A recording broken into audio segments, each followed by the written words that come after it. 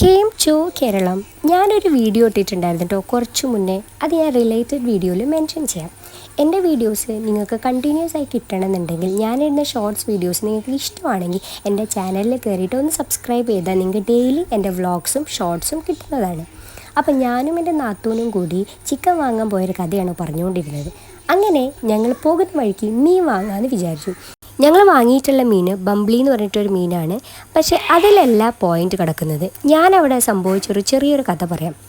ഈ ചേട്ടൻ്റെ അടുത്ത് മുന്നൊരു കസ്റ്റമർ വന്നിട്ട് മീൻ വാങ്ങി. ആ കസ്റ്റമർക്കായത് 150 രൂപയാണ്. പക്ഷേ ഗൂഗിൾ പേയിൽ പേ ചെയ്തപ്പം 250 രൂപ അയച്ചു.